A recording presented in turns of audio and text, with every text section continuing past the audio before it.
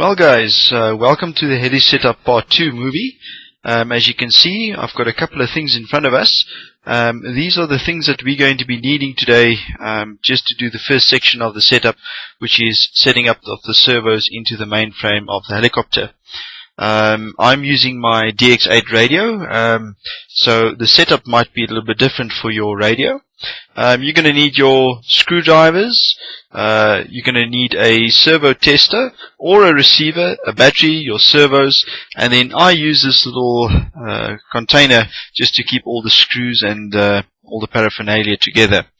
Okay, so I'm going to clear it off, and we're going to start by just as we discussed, getting the servo horns attached to the servos the best way we can.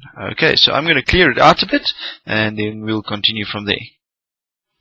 Okay, so I've cleared off the unnecessary bits and pieces and basically just connected the receiver to the battery and also the servo to the receiver.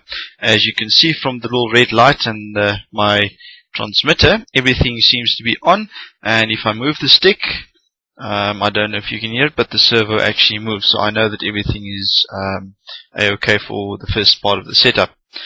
The very first thing that you need to make sure and check is that your trims are all set to the middle, so that there's no offset on the servo as you start off, or rather say that there's no error as you start off trying to find the correct servo horn for the servo.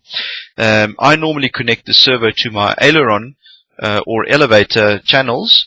The reason for that is on the throttle, as you can see, the throttle stays there, so on the elevator and aileron the gimbal will actually center itself, which just makes it more accurate and more easier to work with. Okay, so what we'll start off with is I'm going to choose 3 random horns from my little container here, and then I'm going to take it and try and get the best fit. I'm just going to try and lift this a bit for you so you can see that we're just trying to get the best fit there. This one is pretty close. Oh, that one is definitely a no. Let me show you why. As you can see, the other one gives you a better fit than this one.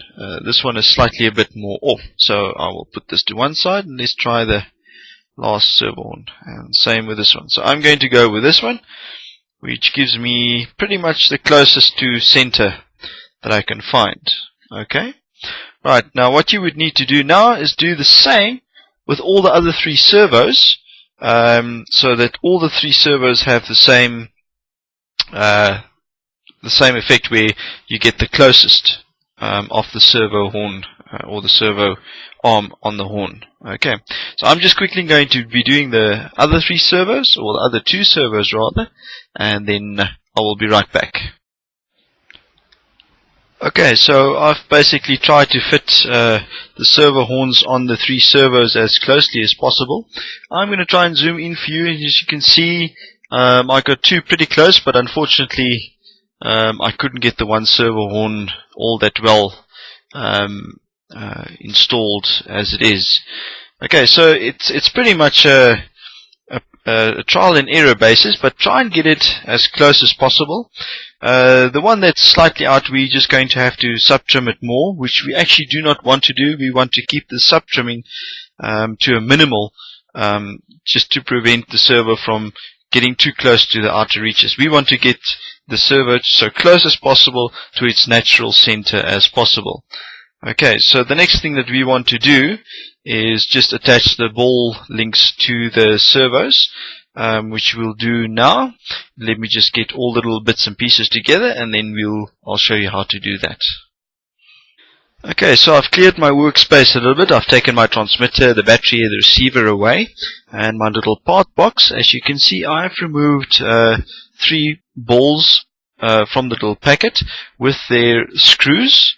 And what you see next to it is a pin driver that I have put in a 1.5mm drill bit, which is just smaller than the little screw that you have here.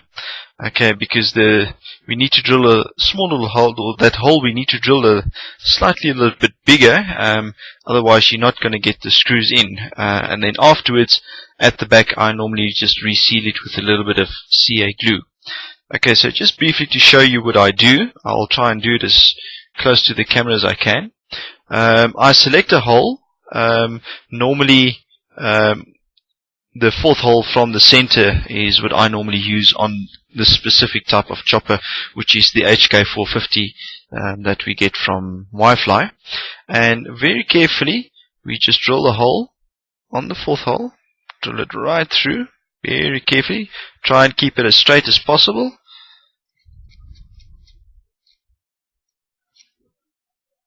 Okay, so you can see now that one little hole is slightly bigger than the rest of them, and that's the hole that we're going to be using to screw the ball link into.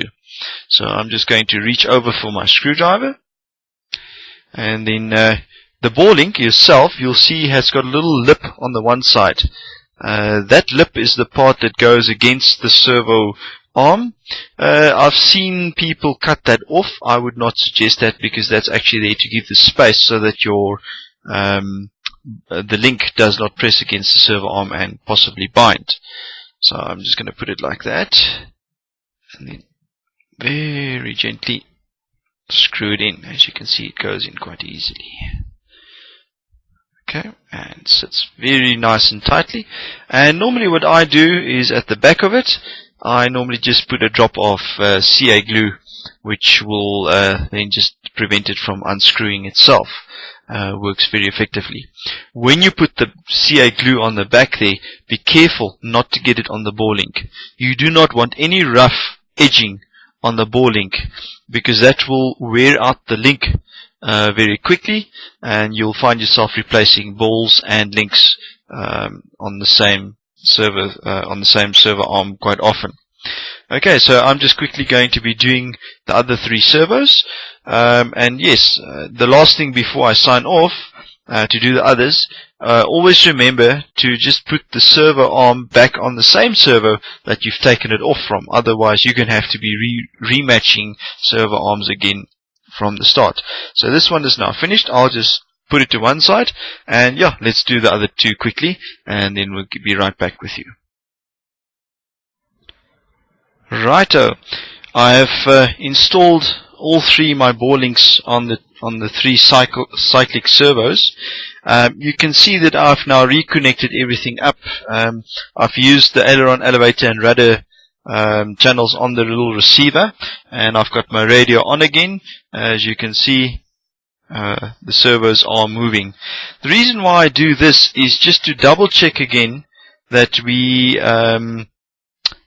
that all the servos are as they were before I started working on them, so that you don't find that suddenly you've mixed up servo arms and the like. Okay, so once you've got it at this point, the next important thing that you need to do is the little screw on the inside of the servo, which is very important, because you're going to be working with the servo quite a bit. So I normally at this point screw this in. If need be, I'll unscrew it if we have to move or change the servo. But I normally screw this in at this point, so that the servo horn cannot come out by itself and then cause some confusion. Okay, so I'm just going to screw in the other two as well, and then we'll continue with installing the servos inside the transmitter. Inside the body of the helicopter. One servo goes there, other one goes there, and the other one goes on the inside there.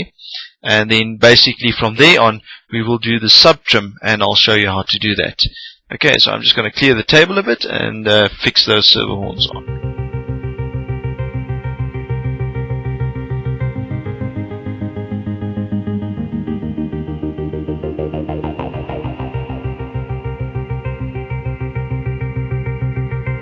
Take me up